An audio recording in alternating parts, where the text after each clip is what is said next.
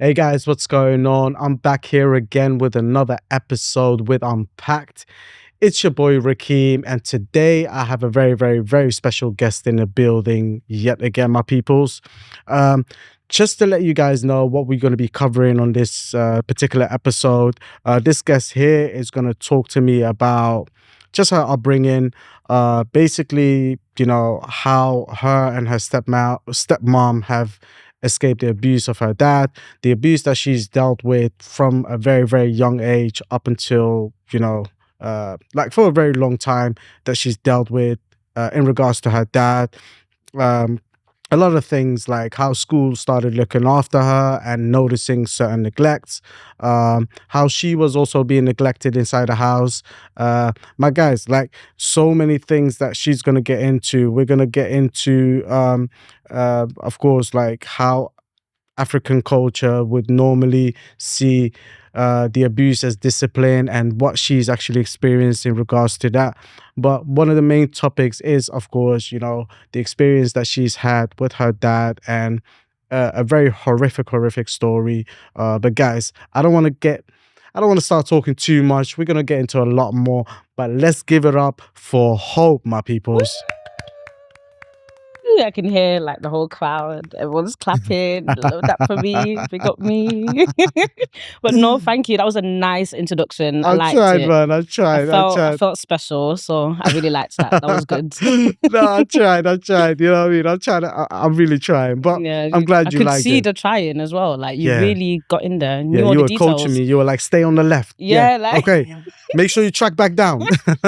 You knew everything. Love Mark that. him. Stay with him.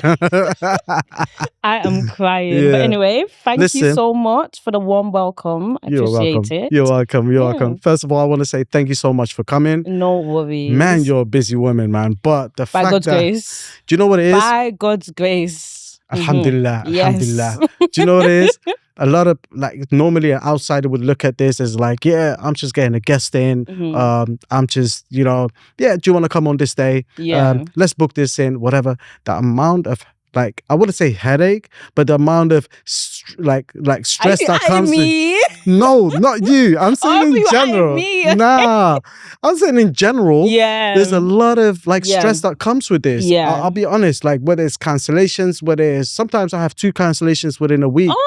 But then what I have to do is now I have to play catch up. Yeah. And then I have to do my outreach more, like for people that don't understand. Like I have a whole pipeline where I've got all the guests on there. Yeah. So all their social media links, all their notes, whether they are sick or whether I need to reschedule. Yeah. Once I've locked in a date, I'll mark it green. Like I have a traffic light, color codings, So that alone is so much. Like there's so much work that I do behind it. But the reason why I said this is not about me, by the way, but it was like very challenging to get you on here, and that's not in a bad way because you are a busy woman. Yeah. Like you said, your work is 7 days a week. By God's you're going uni, you do your business as well. You've got your business going on, social media marketing, I believe. Manager, sorry. Marketing by God's grace into 2026. Yeah. Inshallah. So man. But that's why I really appreciate the fact that you did take that time out and to come down for me. So let's clap it up for that one again, man. One more time. Man. Big up. Everyone at home start clapping. Yeah. So before we get into the nitty gritty, let's just... Sorry. I don't want to be annoying. Can I just check if my lip gloss is okay? I feel like Yep, it's okay. Let's continue. All right, cool. Now, let's talk about your upbringing briefly. Yes. What that was like before we get into the nitty and gritty. Talk to me. So obviously I'm 23 right now. I live in London, but as you can hear from my accent, I'm from Manchester. I was born in Manchester in 2002. And then from the age of like 0 to 1, I was with my mum and my dad. And then at 1, my mum passed away. My condolences. It's okay. But yeah, and then obviously my mum left me with a very abusive dad from the ages of 1 to 11. So he was abusive in like so many different ways. And also during that time, I had a lot of women that came into the house because my dad liked a lot of women and he always tried to like find me a mum, but these women as well weren't very nice. So from the ages of 1 to 11, it was just me and my dad and multiple women in the house. And then at the age of 11, my beautiful, beautiful, beautiful stepmom came into my life from South Africa. My dad married her. She came to the UK. Me and her were unfortunately abused together, but at least there was someone there with me. 2013, my little brother was born. Then it's a long story. And then at the age of 16, we finally decided we'd had enough of the abuse. We ran away. We lived in hostels, refuges, all of that. And then when I finally got to 18, we finally found stable housing. And yeah, that was... It's okay. But yeah, that was basically like my life. And then from there, then we had my dad trying to get custody of my little brother and all of that. But that's a whole different story within itself. Okay, So cool. it's been a roller coaster of a life. Never just Yeah. straight. I got you. Yeah. When I say cool, I don't mean cool, but I mean that's like I heard you. I Oh, heard that's so you. good. Yeah. No, it's not. No, But literally. yeah. So so let's rewind a little bit. We're gonna take it. We're starting from of course, like when you were 1 year old, your stepmom came into your life. Is Yeah, that no, when when I was 1, my your mom biological passed mom away? Sorry. died. Yeah, when you were 1, mom passed away, and then from 1 to 11, it was just you and dad. But of course, a Just lot of me and women dad. in and out. So many women, yeah. Let's talk about, because I think there was an interesting moment where you said, you know, you never, like you pretty much grew up into abuse. Like you just thought this was normal, this was part of life and stuff like that. Let's talk about like how, like the things that you can remember from like from a very young age, and how that came about, like how this abuse came about and how you've also been abused, like if you don't mind me asking. So I think the first obvious abuse, which is very hard to talk about as an African, was physical abuse. Because I feel like obviously as an African, they don't see physical abuse as something as abuse. They see it as discipline. But my dad used to do like really wicked things. Like for example, when I was 6, I remember him beating me up in the bathroom, but he would grab like both of my hands. So like he'll put both of my hands, like grab both of my feet. So it's like I'm like this, and then he'll take this part of his hand and just start like slamming like his hand against my head. And like things like that were just so normalized like in my house. I thought everyone went through it. And I remember at that moment I could literally like feel my brain move at the same time. Like that's how hard he was hitting me. So there was the obvious physical abuse, neglect as well. I used to be dirty, like the kind of dirt, it was not even a joke. Like I used to stink like badly. My hygiene was so bad that my school ended up realizing that my hygiene was bad, and I used to have to come into school an hour early so that I can bath in school because there were showers in school. So he used to neglect me. And even just things like the house was terrible. It was very normal for there to be mice in the house. Like it wasn't weird. Like if there's mice in the house, that's normal. In the kitchen, no exaggeration, if there's like 20 flies flying around, that was normal. If there's no flies in the kitchen, it was like, oh, okay, the kitchen's nice and clean today. Like it wasn't. So I think there was a lot of neglect and a lot of physical abuse and even just emotional abuse. Because obviously my mom died when I was 1, so that left my dad with me, and him just telling me all the time that, oh, I'll be married if it wasn't for you. I don't like having you as a child. I should just ship you away. And just like really just mean things. I'm like, bro, I'm 6. Like, why are you beefing me? Like, I'm actually and he was really saying these, like that was really... like he will say, or even just things like coming from my parents, saying that I don't look good.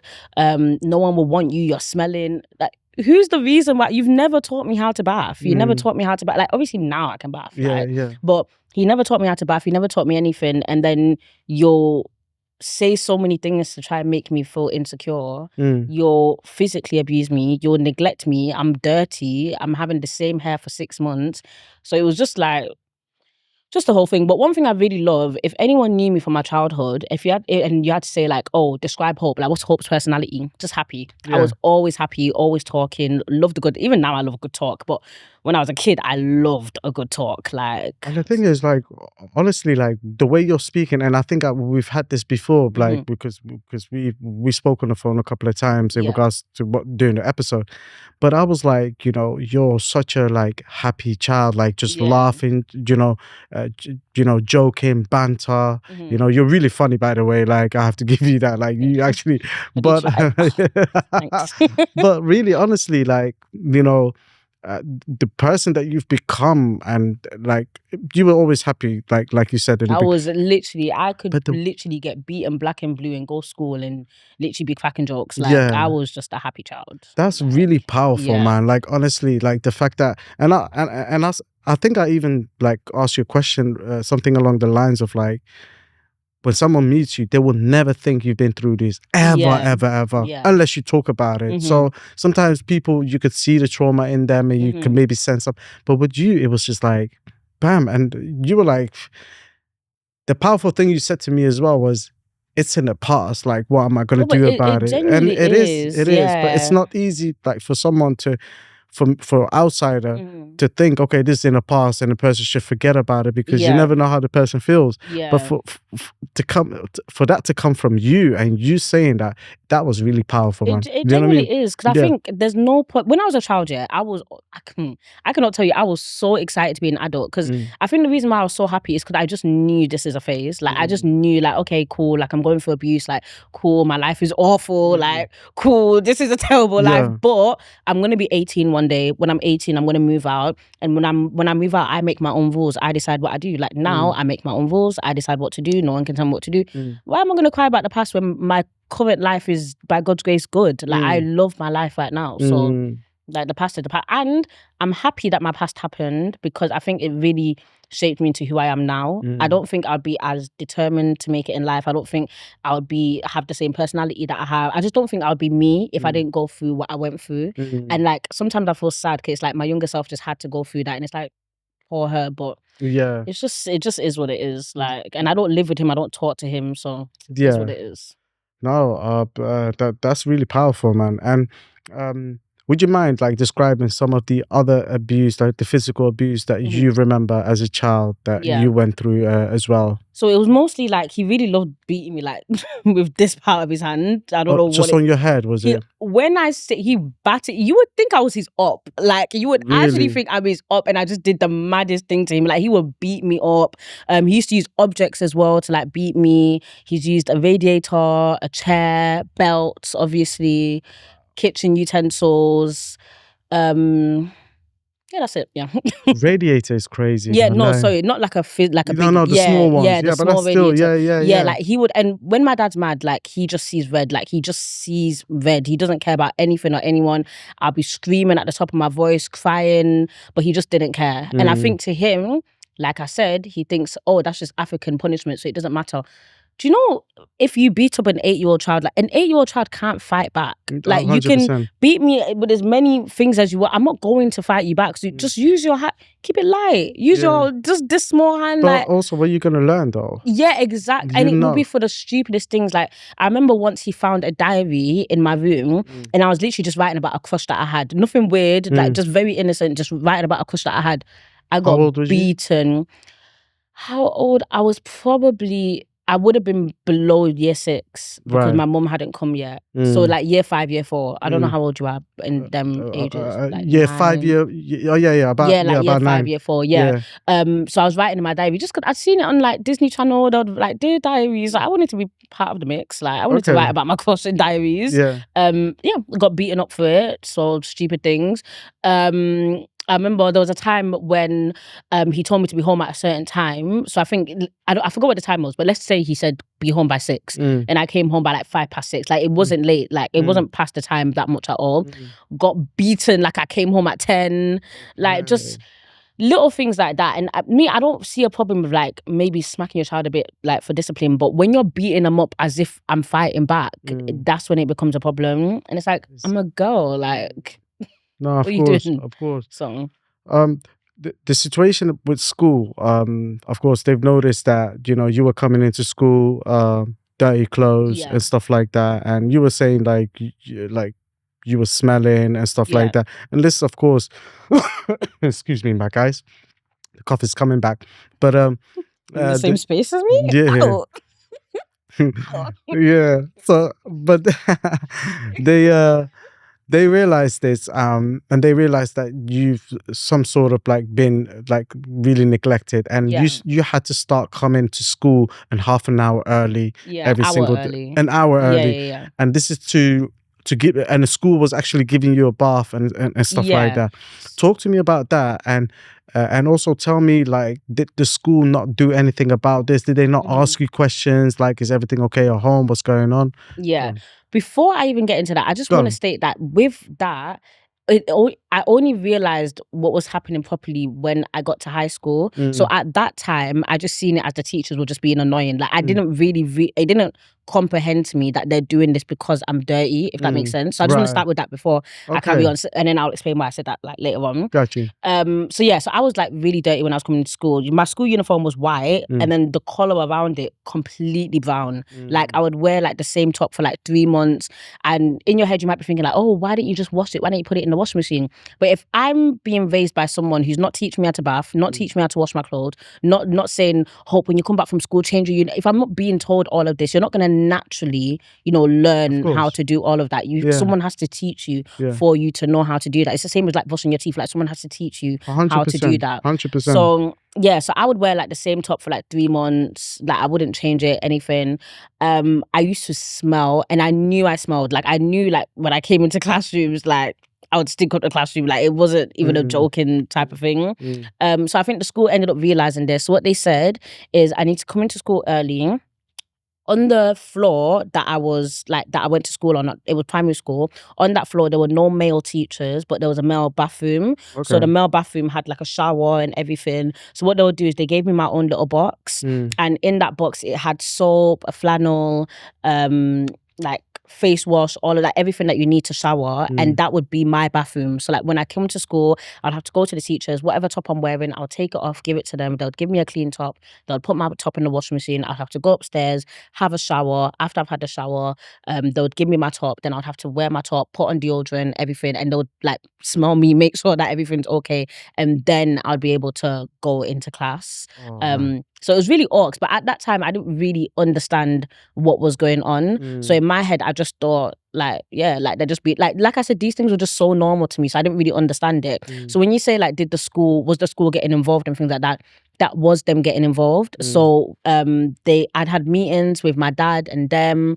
I'd had social services coming into my house as well to talk to me, but the memories are so vague because I just didn't see it as you don't remember. I just didn't see it as a big thing. I just think, oh, there's a social worker, and I'll just go and play. Like I just didn't really see it as a big thing. Or, oh, today I have to wash in school. Okay, cool. Like let me go and wash in school. Or, oh, today a social worker wants to speak to me in school. Let me just answer a few. I really didn't deep what is exactly happening, if that makes sense, until I got to high school and I was like, oh, damn, okay, cool. I'm getting neglected. They're seeing. It's actually a whole thing. So yeah. And do you remember some of the questions the social services were asking you? Not at You all. can't recall No, that. not at Okay, all. cool. But I do assume when I was I think I was like 20, there was a whole thing like going on with my dad. So I wanted to get my records. Like there's like some records that you can get of just like your life or whatever. Okay. And in them records, I know that my dad had spoken to, like there were notes from like social workers where my dad had said things like, in African culture, a man is not supposed to bath a woman like a child. So I couldn't teach her how to bath, or as a man, there's things I can't teach her. So So that was in the notes. So I don't know exactly what they asked me, but I know answers that my dad was saying to social services because that's in the notes from my old social papers that I That's got. so ridiculous, man. Really bad. Like, I mean, the thing is, I get it if like, it was him, and then it was like, for example, your step. Even then, I get it. But what I'm saying is like, this is part of caring. Do you know what I mean? Or So it would have made more sense if like maybe my mum died when I was like 15 and then I'm asking to be learned how to, like that would make sense. yeah, My mum died when I was 1. Yeah, Like yeah. who else is gonna teach me how Of to bath? course, Who of else is course. gonna teach me hygiene? Like yeah, no, 100%. like it's silliness. Like he 100%. really shouldn't have had a child, like ever. Like I don't think like even if like let's say, you know, your mom at that time was still alive and stuff like that, I don't even see a problem with that. Like, I don't Right. care what anyone says, but I don't see a problem with a father giving birth to his daughter. Like, that's, At you all. know, it's all about the intentions. This, like, Yeah. what are you trying to, like, you know, you're looking after your child. You get what I mean? Exactly. But Yeah. I feel like there was a lot of excuses on A his lot of on his excuse. behalf. But go One on. thing about him, he would never see like himself doing things wrong. Like even when I got to my adulthood and I did try and speak to him about what he'd done, and I did try and like be like, oh, but dad, you did da. He just seen himself as doing nothing. Like I even have messages on my phone where I said to him that when I was a child, you used to leave me dirty. You used to. Then he was like, you need to go to the hospital. You there's something wrong with you if you want to be bathed at your big age. Da. It's like I wasn't asking for that. Like I was saying that you didn't do it when I was a child. Like you don't. He's trying to twist it. Yeah. Like, Yeah. just calm down. Yeah. Chill like, out. Yeah. Yeah, like, it's okay. Like, Yeah, I'm not asking now, but Mm. I'm saying, why did you not do your responsibilities when you were young, when I was younger? And then to him, it's just like, he just doesn't see it as an issue. He doesn't see it as a problem. And I could have even gave grace if maybe he was like that when I was younger, but then now I've grown up and then he can like, be like, do you know what? I made a mistake. Fair enough. That The man on doesn't that, even think he made any mistakes. Like, yeah. No, fair enough. Like, if someone comes around and be like, you know what, my bad. Like, I should have known better. my bad. Yeah. I abused you. My bad. Yeah, not like that. But do you know what I mean? No, but I get what you mean. Do you It get makes sense. Like, Yeah, but like he I should have known better. I should have, etc. Yeah. But talk to me about like the moment when you said, like, of course, between 1 and 11. So this was so normal to you. And of course, so normal. Yeah. But when you turn 11 is when, oh yeah, actually, before we get to that, there was women in and out of your life that was coming to the home. And I just want for the viewers to really take a note of this, you know, as a young child, as young as you were, we're talking like, at what point, between 1 and 11, all the time there was just women always in and out. Like there was probably at least 2 to 3 new women a year. Like there was always like new women, and like these women would be like my dad's girlfriends. But then my dad's like, I think now it's 2025. I think my dad's like 65 or something, and my dad's older. And then these women are like, but at that time he was like in his 50s, and then these women are like 20.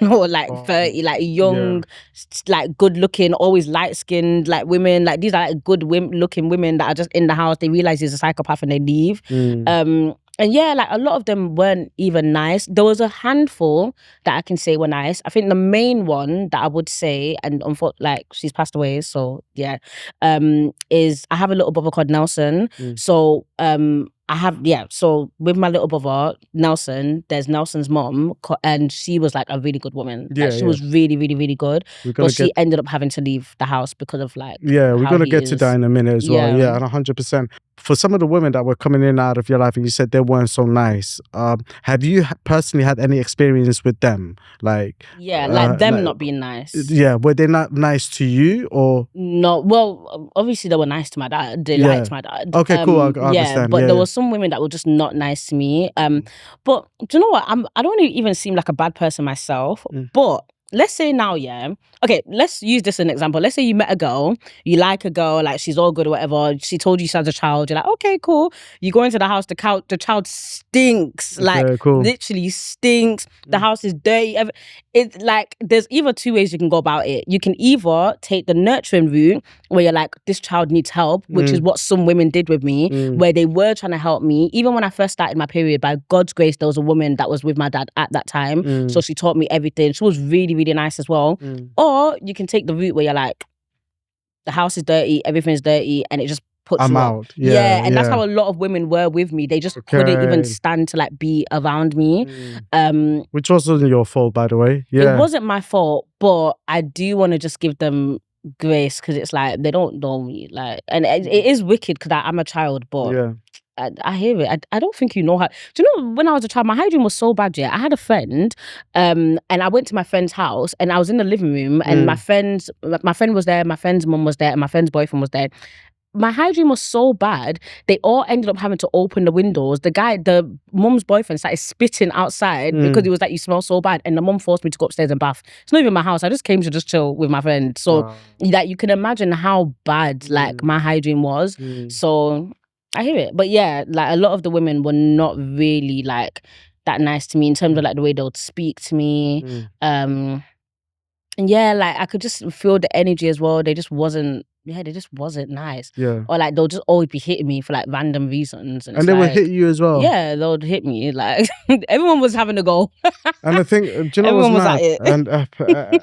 And I really want to know like whether like your dad knew about this or whether Them he hitting did. me. Yeah. Yeah, of course he did. And that they would makes see me the way even- my dad would beat me, and because they don't like me already, it would encourage them and they'll start beating me as well. Obviously not as viciously as my dad, but they'll do things like pinch my ear or like pull me or like slap me and things like that. And it was crazy, just normal. Like, I can't even, man. Oh. Yeah, poor me. Nah, listen, I'm so sorry you had to deal with that, man. Because do you know what it is? Yeah, especially for someone, a new woman coming into the house, and now your dad is already, you know, allowing them to treat you like. There's one thing called discipline and maybe, you know, a punishment, and be like, yo, go to your room, you can't come out, or I'm gonna take away your games or whatever. Yeah. These little punishment is okay because it's discipline, but anything physical, I'm sorry, man. Like anyone, especially when a new woman comes into the house, and you allow this new woman to do that. I can't respect that. I literally just remembered, yeah. There's an example. So I remember I was at the dinner table with my dad and the new like woman that he was with. And while we're at the dinner table, I don't know what I did.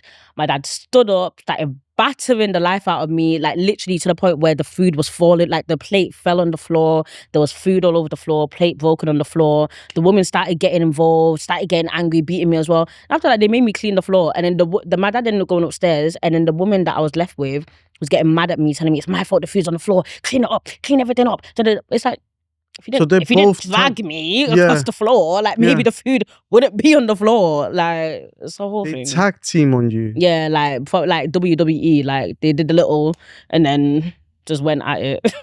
Poor me. Like even when I say this, it's like I'm actually laughing, but it's like actually poor me. Like, poor me. Like I actually didn't know my Shayla. Yeah.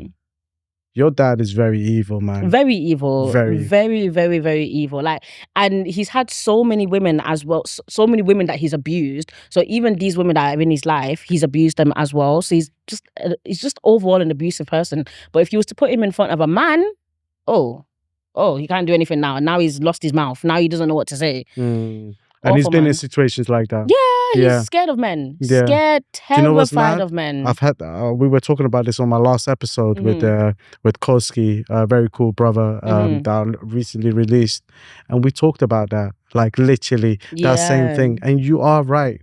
When it comes to that, it's a complete different game. Complete different.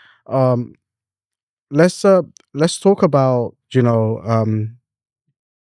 stepmom, because you really speak highly of your stepmom. My Shayla. 11 o'clock. Sorry, what's her name? 11 o'clock. No, I'm saying when you were 11. Yeah. Sorry. Her name's Blessing. Or her name's actually Nomvulelu. Oh, I thought you said Michela, so I was like, No, okay. my Shayla, like my I got you. Little slang for ya. Yeah. But she's my Shayla. I was even on the phone to her today before I came. Like, shout out to her. Blessings, man. Shout out to Blessing, Nomvulelu, love you, mom. Mwah. Like, she's my darling. I love her so much. Wow, that's amazing, man. That's amazing. So you met her at the age of 11. Yeah. You two both became, of course, victims together. Yes. So she's experienced this is pretty much the same thing you've experienced. Yeah. Tell me about that. Yeah. So obviously she experienced like abuse as well. Obviously there's other sides to abuse that she obviously experienced as well, like being his wife. And I really feel sorry for her because obviously she came from South Africa to the UK thinking, okay, cool, I'm coming to the UK. You know how Africans think about the UK. They think it's some nice place. She came and on her first day in the UK, seeing the house was dirty, deep clean the house. Imagine your first day in the UK, you're just deep cleaning the house, it's so dirty. She ended up having to change She came my from hair. back home, basically. She came from South Africa to the UK. Got you. She ended up having to deep clean the house. She ended up having to like do my hair. I don't know if in your country you have like, do you know like, you know what fufu looks like? Yeah. But in my country it's called sadza, so we use like a different like thing. Okay. So my dad cooked sadza for her when she came. It was rock hard as well. So like just I was so embarrassed. I was just so embarrassed. But yeah, she came from the UK. She came from South Africa to the UK. And then yeah, we just enjoyed abuse together. But I think weirdly, that's why we're so close. Like there's nobody that knows what we went through except us. And again, with her being African as well, it's very hard to explain to other people that your husband is abusing you and things like that, because they just don't believe it. And it was prevalent when we ended up leaving as well, how people seen the abuse that we went through and seen it as abuse and not like no one understood. The only people that actually understood exactly what we went through is me and my mom, not even my little brother. And I love him so much. Big up Daniel. I love him. Shout out to Daniel. Yeah, shout out. But even he would never understand because he was too young. So yeah, we're just really close because we just enjoyed it together. That's amazing, man. That's amazing. What were some of the things that did you witness anything in regards to what your I keep saying stepmom, bro. I mean, but I my can mumsy, but I've noticed, you use mumsy quite a lot as well. Yeah, so let's say mum. mumsy. Like, did you notice what she was going through? Did you see? I noticed a lot of what she was going through. Obviously, just due to like things that are like happening, I can't really say like much about like what she's gone through. But I did see like a lot of the things that she went through. And yeah, okay. But just I can't really say too much. No, I understand. I respect that. I can say about me. Yeah. No, I respect that. In terms of like your little brother when he was born, Daniel, there was a moment where now we fast forward a bit where you guys started planning the escape. Yes. What made, let's say, your mom, come to that conclusion? Because I'm assuming it was her choice and be like, yo, let's go. Like, we need to get out. I think she always wanted to, like, she was always telling me for like years, like, we're going to leave, we're going to escape. But in my head, I'm just thinking like, yeah, okay, cool. Like, I'm just going to wait till I'm 18. Like, we're not really going to escape. Yeah. Obviously, my little brother's in school as well. My little brother as well, he never experienced abuse. He experienced slight neglect from my dad, but he would have never felt it because my mum's there. So, like, he would never felt that like abuse. So yeah, my little brother was in school. I was in high school. I just finished high school at the age of 16. So I finished my GCSEs, everything. I did well as well. Big up me. Nice. Literally. But yeah, when I'd finished my GCSEs, one day I came home and then my mum was like, Hope, we're leaving. And it was the day before. And she was like, Hope, we're leaving tomorrow. And I was like, okay, like, cool. I still just didn't believe it because she was so nonchalant about it. One thing about my mom, she's a nonchalant babe. Like, she will be nonchalant. So she was like, we're leaving. And I'm like, okay, cool. The next day comes and she's like, Hope, start packing. I'm like, what? And she's like, start packing.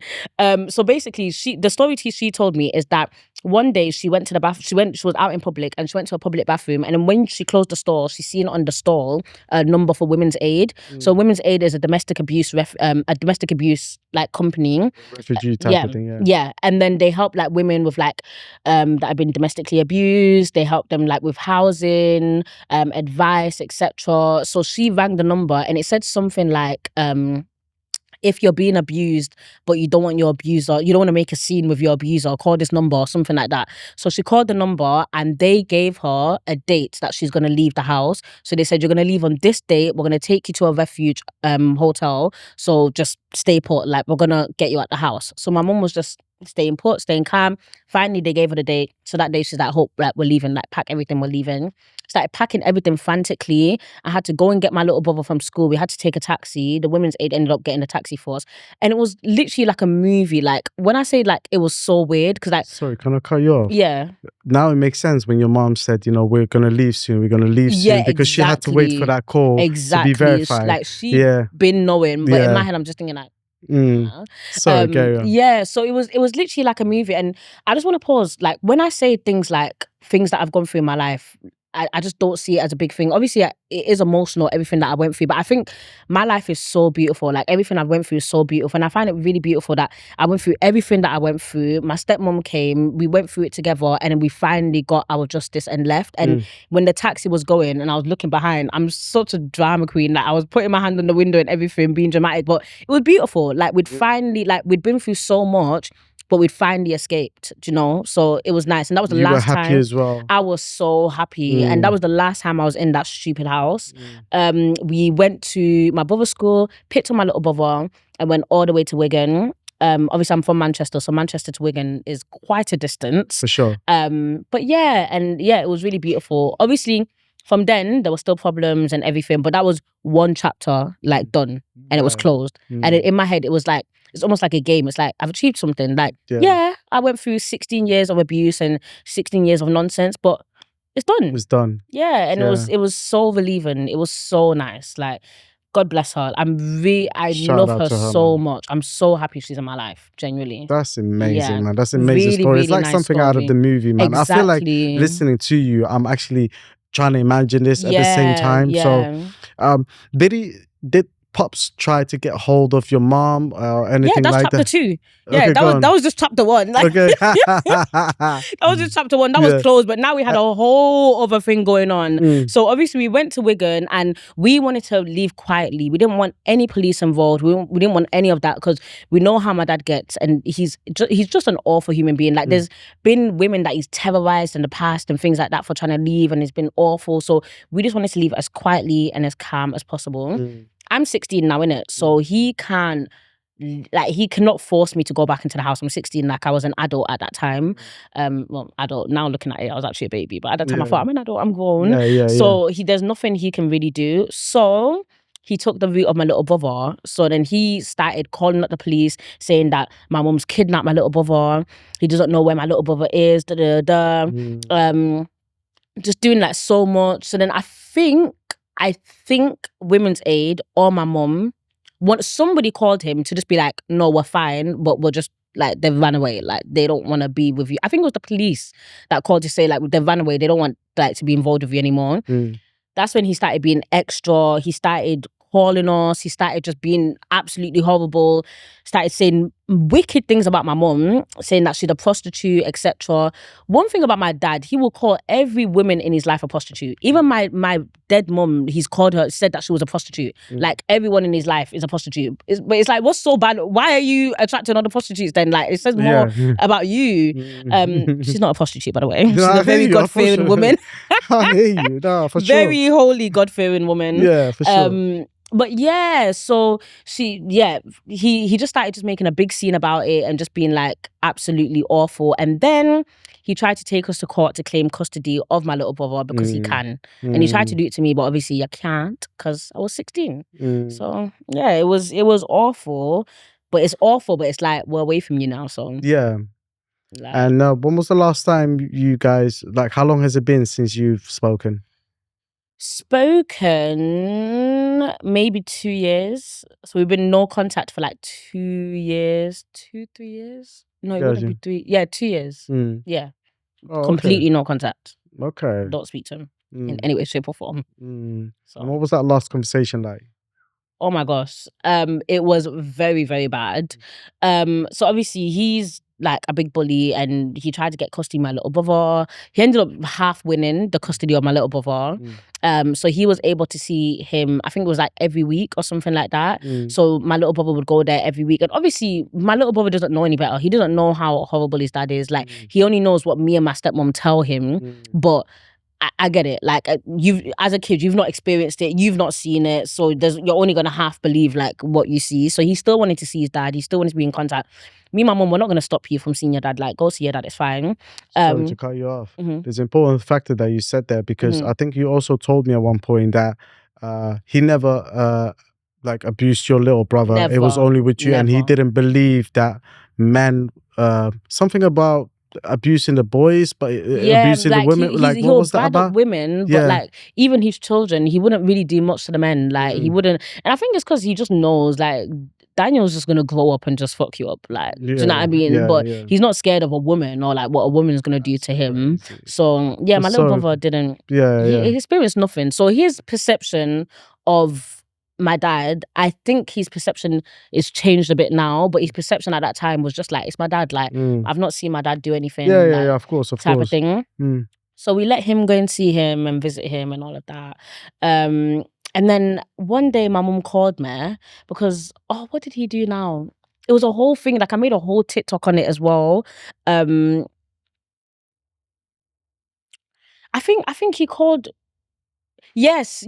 So my mum obviously wanted like custody of my little brother, but then my dad went to the social services and started saying like horrible things that my mum has done that she hasn't done. So started lying on her. So then obviously I got angry and I started calling my dad and I was like, yo, like, do not say these things about my mum anymore. Like, everything that you're saying is a lie. You know that what you're saying is a lie. There's no reason for you to try and get social services involved, trying to get my little brother took from her. And I said to him, if you carry on saying these things, like I said to him, if you carry on saying these things, I will put you online. He didn't believe me when I said that. I then seen him in person and then I said to him, oh, Dad, because this was the first time I've seen him in years. So I said to him, Dad, do you know that I've achieved like so much since we last started talking? Because he told me that when I left the house, I was going to be a failure. I'm not able to shine without him. He said that you leaving is the biggest mistake that you'll ever make. So at that time I was like, I've achieved so much without you and I'm doing so well, blah, blah, blah, blah. And then I'm not even exaggerating. It switched. He got so mad. Like, he got so angry. He started saying, oh, what do you mean you'll be, what do you mean I said that you'll be nothing without me? I never said that. Da, da, da. He started trying to fight me. He got in his car. He tried to run me over. Like, it was a whole, like, it was a really, really big thing simply just because I said that I have achieved so much. You. Yeah, and I promise you, I didn't say it in a way where I'm like, oh, Dad, I've achieved so much. I just said, Dad, do you remember when you said that I wasn't going to do anything in life? This is everything I've achieved. I've done this and I've done that and I've done that. So I just wanted to tell you that because you said I wasn't going to achieve anything. Switched, got angry, started trying to fight me, went in the car, tried to run me over, started just doing the most. Yeah. But I'm so happy because I wasn't scared of him at that time. Obviously, as a kid, I'm scared of him. Yeah. At that time, I was not scared. He tried to run me over with the car. I stood there. I said, go. I said, go. Because he was trying to do the little... I'm here. Yeah. You can actually go, you know. Yeah. He tried to come and like fight me and try and hit me. I said, come, beat me, like come like that. So I think it was kind of like scaring him because I think the energy you would get from a man is the energy now he was getting from me. But no one's ever like stood up to him like that. So he was like really surprised and shocked. So yeah, so that was the last time I physically saw him. Anyway, at that moment, I took a video of the encounter, but I never did anything with it. Now let's go back to what I said before. So then when I found out that he was trying to say things about my mum, and just trying to like say, like trying to get my little brother took away, I said to him, if you carry on talking like this, I will just expose you online. Because one thing about my dad, he's a very big narcissist. Like, he loves looking like a family man. If you ever met him in real life, and I didn't say it's my dad, you'll probably love him. You'll probably think he's a family orientated, lovely man who just loves family. He's not. He's a demon. So I said, I will go online and I will expose you, because one thing about him, he doesn't like getting his reputation ruined. He carried on doing weird things, carried on harassing my mum, made the video. It got like 900k views. Like, it got so many views. He's a lecturer. So many people in the university ended up finding out about that as well. It was a whole thing. And then since then we never heard from him again. He didn't even try and see my little brother. This custody he was fighting for. He didn't want to see my little brother. He didn't want to see us. He just vanished. Like, he just went. And I was like, yeah. And I'm so happy because I'm the only person. Obviously, there are people that stuck up for him, stuck up to him. But I feel like I really successfully stuck up to him because he loves to argue. You can't argue with me. Like, he tried it. It just didn't work. So, yeah. Wow. Like, that's all it took for you just to have something up online. Yeah. Like, because with my dad, you can shout at him, you can call him names, you can do all of that. It doesn't do anything. The way to get to him is to ruin his reputation. If you break the glass that he's put in front of other people's faces of that he's a family man and that is what will destroy him. Like, nothing. You can literally spit on him, slap him, everything. That's not the thing that will break him. But if you dare make him not look like a good person when he's just not a good person, yeah. You will see fire. That's no. Man. Yeah. Listen, first of all, like, honestly, like, thank you so much for sharing this. Yeah. And of course, I can guarantee there's a lot of women that are probably in your shoes that Mm-hmm. have either dealt with this or are still dealing with this. Mm-hmm. And some women are not even escaping this. You know what I mean? Yeah.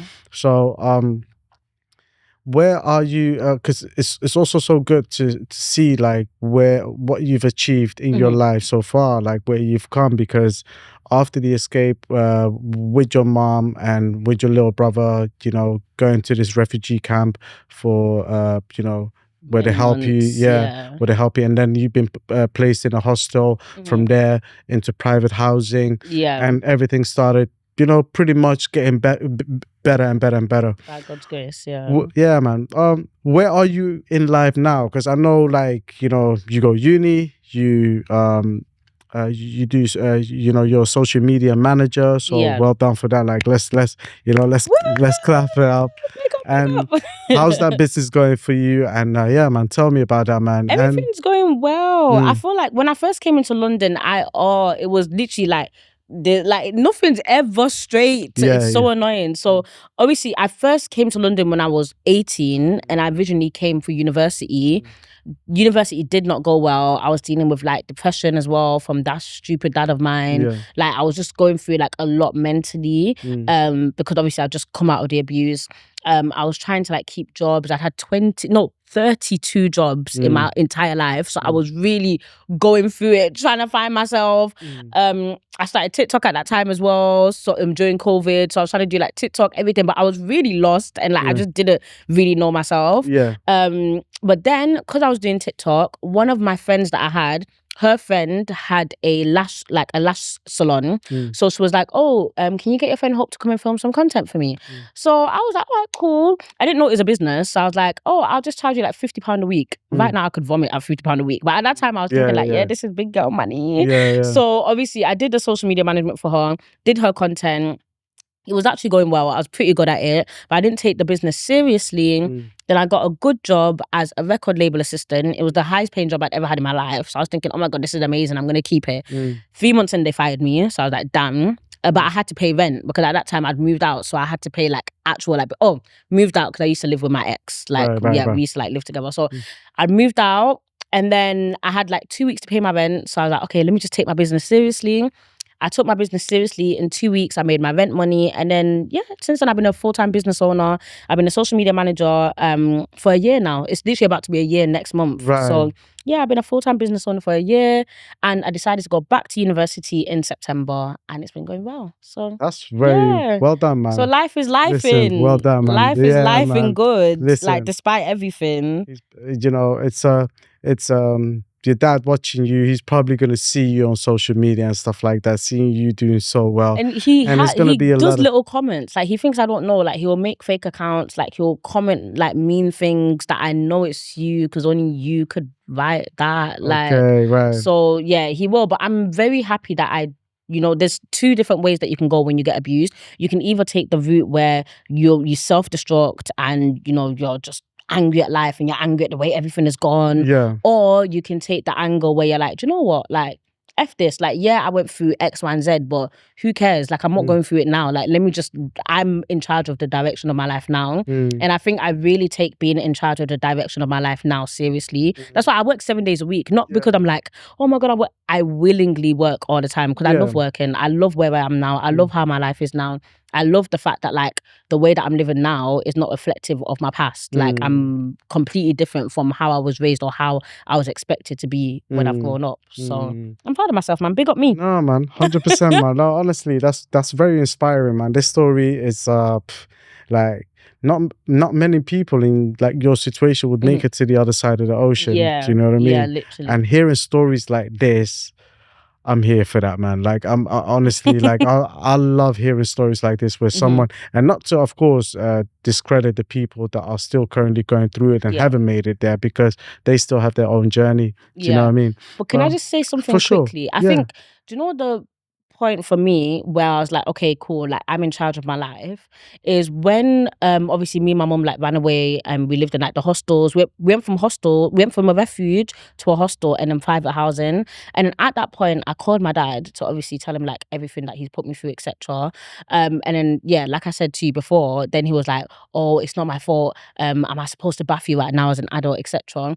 And then I also said to him that right now, because of everything you put me through, like I'm depressed, I'm sad, I'm this, I'm that. And he literally said something that I cannot explain how much of like an important moment that was in my life.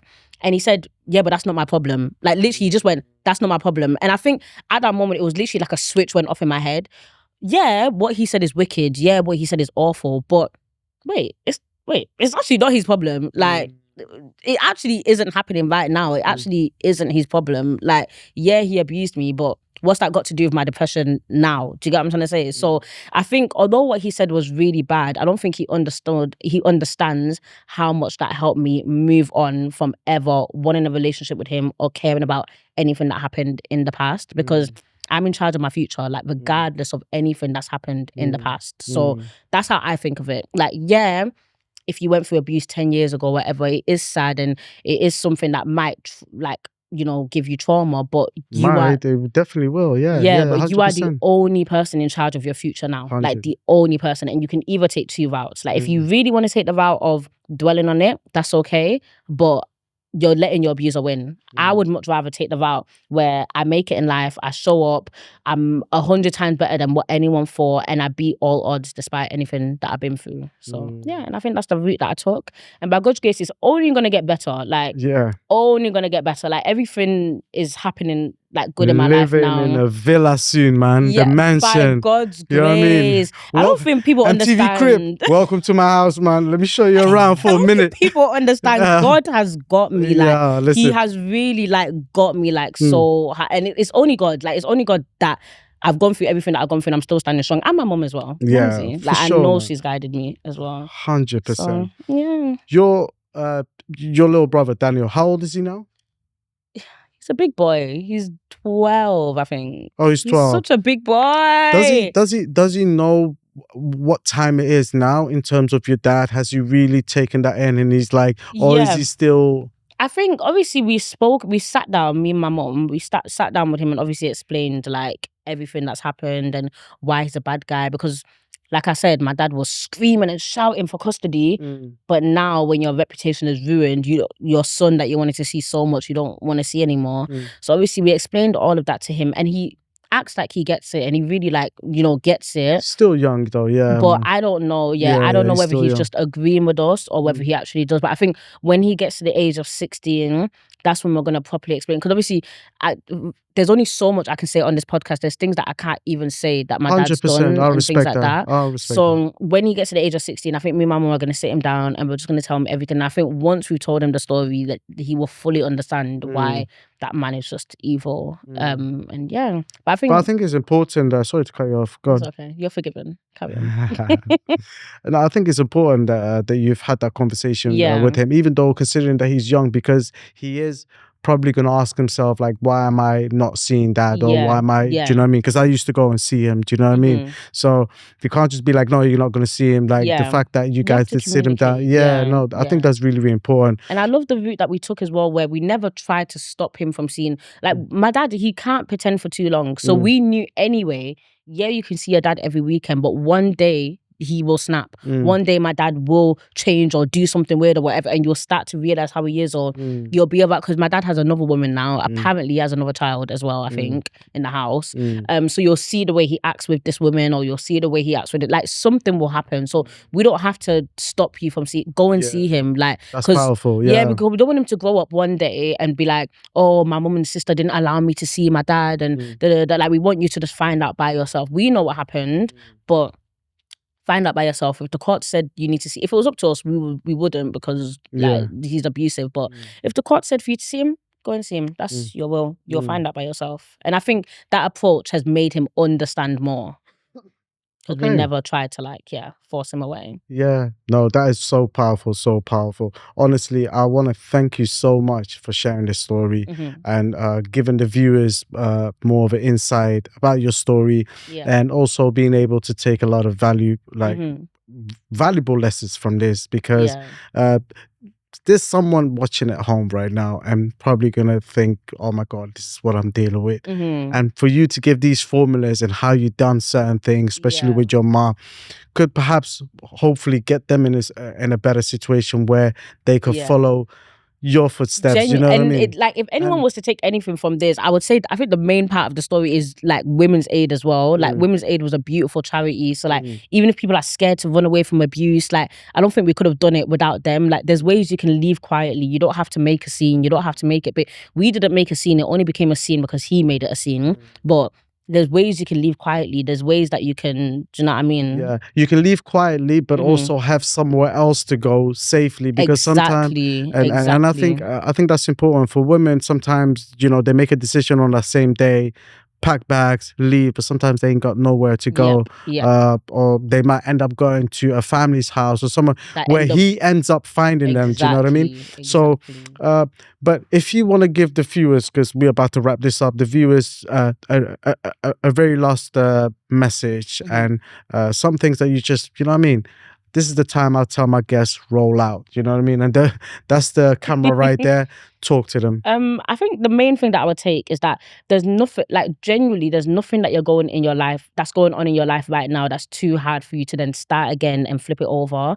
Like everything that I've gone through in my life, it's so crazy. You would genuinely think that I would grow up to be a madman, or I'd grow up to be depressed and not able to handle like situations, but I've grew up and I have my own business. I'm living in London. Like I'm doing so well despite the odds. So if you're going through anything and you're finding it hard to navigate through life and you think this is the be all or end all, you control your journey. So you control what your narrative is. Don't let your abuse control the narrative. Nice, man. That's a nice message. And this refugee camp for women that have been abused and stuff like that. What can they do to find a place like that? So I don't really remember what the exact refugee camp was. So it was a women's abuse refuge. But what my mom did is she called Women's Aid, and Women's Aid helped her find a place to live. So if you call any abuse refuges, even like the council can even help you find a place to live, and you just explain your situation. You don't want to make noise. You don't want to leave in like a loud way. You just want to pack your bags and go. They will definitely help you, especially if you have a child. Obviously, we did this back in like 20... I don't know how it was years ago. Like we did it quite a few years ago, like 8 years ago, but I'm pretty sure it's the same thing now. So Women's Aid, your local council, or any women's domestic abuse charity would definitely help you find housing and a place to stay and a way to leave quietly as well. So yeah. That's very powerful, man. Thank you, honestly, for sharing that. Because you know what it is? When I'm on this podcast, you know, like I said, I learn myself. So I don't come on this podcast like I know it all, or I'm here to give advice or whatever. I'm learning as much as the viewers are learning. Do you know what I mean? So that's another thing I enjoy about like doing, like there's other reasons why I enjoy it, but there's another thing I enjoy about doing this. Of course, I don't enjoy hearing the traumatic stories and the horrific joys, if that makes sense. It's not enjoyable, but it's a learning thing. Do you know what I mean? To be able to give people a lot more to take from this episode. And it's good for me honestly, as well. I really love to talk, because I speak about it with my friends sometimes, but I just giggle and laugh when I speak about it. So it was nice to be more serious. More serious, but also it's a safe space. And to be able just to get things off your chest, you know, without, you know, why did you do this? Why did you do that? And also another thing is, a lot of people have actually said to me, you know, it actually feels like a really calm therapy up here. Not a professional therapy, but we're at the coffee shop type of therapy. You know, it's clean. It's, you know, so podcast therapy. Huh? podcast therapy. Yeah, man. That's what it should have been, man. Podcast therapy. That The should have good been it. Yeah. Hey, you're good with the We're gonna change freestyling. it. Podcast therapy. Yeah, that's Podcast cold. therapy, Yeah. literally. No, but honestly, thank you so much, man. I really, really worries. appreciate you, and I commend you and respect you for how you've just literally turned your life around. Yeah. Not just by you, but also with the help from your mom. Blessings. Shout out, Momsy. Blessings. You know what I mean? No And problem. also, yeah, you made it to the other side of the river. By God's And me grace. hearing that, I'm here for that. Like I'm always, so thank you so much, honestly. No worries. Thank you for having me. Guys, if you made it this far, thank you so much for watching. And honestly, like, please hit that like button, click that notification bell, and click that subscribe button as well, so you see every time I upload. And until next time, it's your boy Rakeem here with Unpacked, and we've got Hope here in the building. Hopelovina. Hey, listen, guys, I'll see you guys next time. Until then, deuce. Take care. Roll out.